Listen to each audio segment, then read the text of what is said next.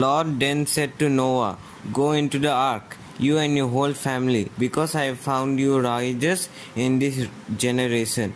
Take with you 7 pairs of every kind of clean animal, a male and its mate, and 1 pair of every kind of unclean animal, a male and its mate, and also 7 pairs of every kind of bird, male and female, to keep their various kinds alive throughout the earth. 7 days from now I will send rain on the earth for 40 days and 40 nights, and I will wipe from the face of the earth every living creature I have made." And Noah did all that the Lord has commanded him to. Noah was 600 years old when the flood waters came on the earth, and Noah and his sons and his wives and his sons' wives entered the ark to escape the waters of the flood. Pairs of clean and unclean animals, of birds, and all creatures that move along the ground, male and female, came to Noah and entered the ark, as God had commanded Noah. And after the 7 days in the flood waters came back on the earth. 600 years of a Noah life. On the 7th day of the 2nd month, on the day, all the springs of the great deep burst forth, and the floodgates of the heavens were opened, and rain fell on the earth 40 days and 40 nights. On that very day Noah and his sons, Shem, Ham, and Japheth, together with his wives and the wives of his 3 sons, entered the ark. They had with them every wild animal according to its kind, all livestock according to their kinds, every creature that moves along the ground according to its kind, and every bird according to its kind, everything with wings. Pairs of all creatures that have the breath of life in them came to Noah and entered the ark. The animals going in were male and female of every living thing, as God had commanded Noah. Then the Lord shut him in. For 40 days the flood kept coming on the earth, and as the waters increased, they lifted the ark high above the earth. The waters rose and increased greatly on the earth, and the ark floated on the surface of the water. They rose gently on the earth, and all the high mountains under the entire heavens were covered. The waters rose and covered the mountains to a depth of more than 15 cubits. Every living thing swarmed over the earth, and the entire human race. Everything on dry land that had the breath of life in its nostrils died. Every living thing on the earth of the wiped out. Human beings and animals and the creatures that move along the ground and the birds were wiped from the earth. Only Noah was left, and those with him in the ark. The waters flooded the earth for 150 days. But God remembered Noah and all the wild animals and the livestock that were with him in the ark, and he sent a wind over the earth, and the waters receded. Now the springs of the deep and the floodgates of the heavens had been closed, and the rain had stopped falling from the sky. The water receded steadily from the earth.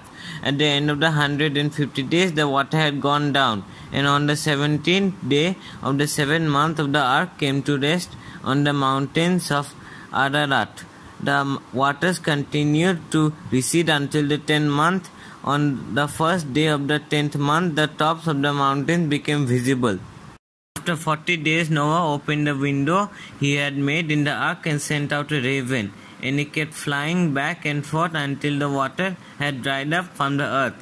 Then he sent out the dove to see if the water had receded from the surface of the ground.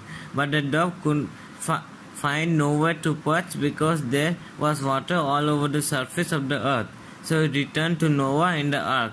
He reached out his hand and took the dove and brought him back to himself in the ark. He waited 7 more days and again sent the dove from the ark. When the dove returned to him in the evening, there in its beak was a freshly plucked olive leaf. Then Noah knew that the water had receded from the earth. He waited 7 more days and sent the dove out again, but this time it did not return to him. The first day of the first month of Noah's 601st year, the water had dried up from the earth. Noah then removed the covering from the ark and saw that the surface of the ground was dry. By the 27th day of the 2nd month, the earth was completely dry. Then God said to Noah, "Come out of the ark, you and your wife and your sons and their wives. Bring out every kind of living creature that is with you, the birds, the animals, and all the creatures that move along the ground, so that they can multiply on the earth and be fruitful and increase in number on it." Noah came out together with his sons and his wife and his sons' wives, all the animals and all the creatures that move along the ground, and all the birds, everything that moves on the ground, came out of the ark, one kind after another. Then Noah built an altar to the Lord, and together some of all the clean animals and clean birds he sacrificed burnt offerings on it. The Lord smelled the pleasing aroma and said in his heart, "Never again will I curse the ground because of human beings, even though every inclination of their human heart is evil from childhood. And never again will I destroy all living creatures as I have done. As long as the earth endures, seed time and harvest, cold and heat, summer and winter, day and night will never cease." Then God blessed Noah and his sons, saying to them, "Be fruitful and increase in number and fill the earth. The fear and dread of you will fall on all the beasts of the earth and all the birds in the sky, on every creature that moves along the ground, and all the fish in the sea are given onto your hands. Everything that lives and moves will be food for you. Just as I have given you the green plants, I now give you everything. But you must not eat meat that has its lifeblood still in it. And for your lifeblood I will surely demand an accounting. I will demand an accounting from every animal and from each human being too. I will demand an accounting for the life of another human being. Whoever sheds human blood, by human beings shall their blood be shed. For in the image of God has God made humankind. As for you, be fruitful and increase in number. Multiply on the earth and increase upon it."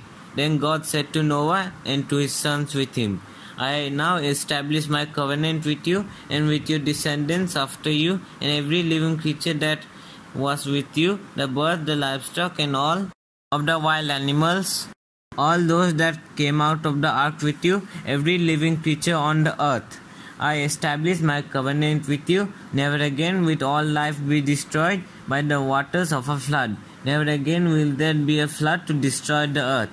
And God said, "This is the sign of the covenant I am making between me and you and every living creature with you, a covenant of all generations to come. I have sent my rainbow in the clouds, and it will be the sign of the covenant between me and the earth. Whenever I bring clouds over the earth and the rainbow appears in the clouds, I will remember my covenant between me and you and all living creatures of every kind.